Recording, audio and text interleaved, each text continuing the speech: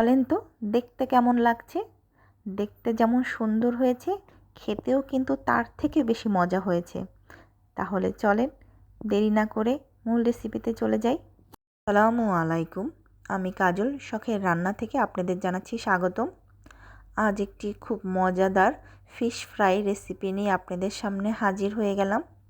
আমি এখানে কিংফিশ নিয়ে নিয়েছি। এখানে কিংফিশ হাফ কিলোর থেকে বেশি আছে।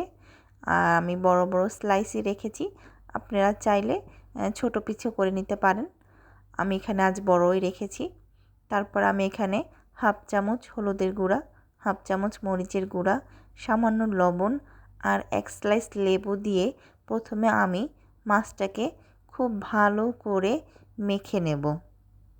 এটা আমি বেশ কিছুক্ষণ হাতের সাহায্যে ভালো করে মাখবো, যাতে মশলাটা সম্পূর্ণ মাছের গায়ে লেগে যায়।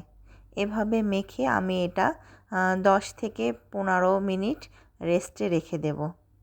তারপরে ওদিকে আমি একটি মশলা করে নিচ্ছি।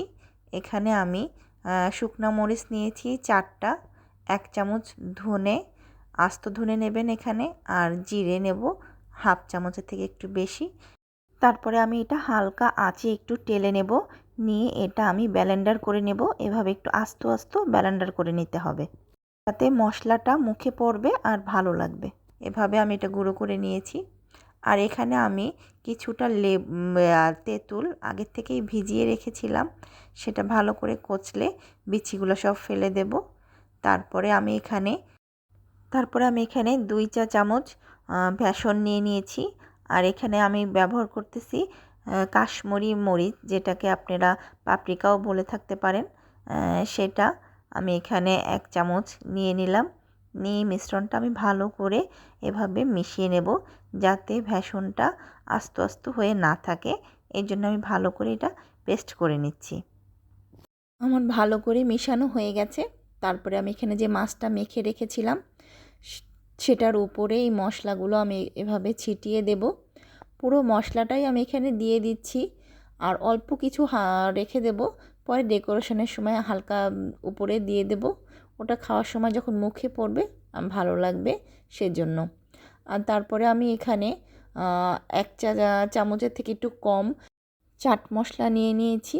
তারপর এখানে আমি হাফ চামচ দেব গোলমরিচের গুঁড়ো, দিয়ে এটা আবার ভালো করে সম্পূর্ণটা মাছের গায়ে যাতে লেগে যায় এভাবে মেশাতে হবে। এভাবে দেখেন ঘষে ঘষে সব মাছের গায়ে এভাবে মশলাটা লাগিয়ে নিতে হবে। তারপরে আমি এখানে আদা রসুন পেস্ট দেব হাফ চা চামচ করে। তারপরে আমি এখানে যে মশলাটা বানিয়ে রেখেছি তেঁতুল দিয়ে, সেই মশলাটা পুরোটাই আমি এখানে এইভাবে দিয়ে দেব। তারপরে আমি এটা দেওয়া হয়ে গেলে সম্পূর্ণটা মাছের গায়ে ভালো করে মেখে নেব, যাতে প্রত্যেকটা মাছের পিসে ভালো করে মশলাটা লেগে যায়। এভাবে আমার লাগিয়ে রাখতে হবে। আমি এভাবে মশলাটা মাখিয়ে 20 মিনিটের মতন অপেক্ষা করব, যাতে মশলাটা পুরো মাছের ভিতরে ঢুকে যায় আর মাছটা খেতে অনেক মজা লাগে। সেজন্য এইভাবে মশলাটা মাখিয়ে রেখে দিতে হবে। তারপরে আমি এখানে সামান্য একটু লবণ দিচ্ছি, যেহেতু লবণ আমি আগে একবার দিয়েছিলাম, এই জন্য এখন অল্প দেব। এই মশলাটা দিলাম সেই জন্য একটু মশলার সাথে একটু লবণ দেওয়ার জন্যই একটু লবণ দেওয়া। এভাবে মেখে এবার আমি অপেক্ষা করব। তারপরে আমি এখানে ফ্রাই প্যানে তেল নিয়ে নিয়েছি। তেলটা আমি এখানে শ্যালো ফ্রাই করব, সেজন্য সামান্য তেল দিয়েছি। আপনারা চাইলে ডিপ ফ্রাইও করতে পারেন। আমি আজ শ্যালো ফ্রাই করতেছি। তারপরে এখানে চুলার আঁচটা মিডিয়াম টু হাই রাখবো, যেহেতু বেশি দিলে মাছটা তাড়াতাড়ি উপরে পুড়ে যাবে আর ভিতরটা কাঁচা থেকে যাবে। সেজন্য মিডিয়াম আঁচে আমরা এটা ভেজে নেব। আর মাছটা উপর থেকে ক্রিস্পি করে ভাজতে হবে। উপর থেকে দেখেন কালারটা দেখতে কত সুন্দর লাগছে, আর ভিতরটা কিন্তু নরম আছে আর উপরটা ক্রিস্পি। তারপরে আমি এখানে যে মশলাটা রেখে দিয়েছিলাম সেটাই সামান্য পরিমাণ এখান থেকে একটু ছিটিয়ে দিচ্ছি। আর এখানে আমি ধনেপাতা কুচি করে রেখেছি, ও উপর থেকে সামান্য একটু ছিটিয়ে দেব।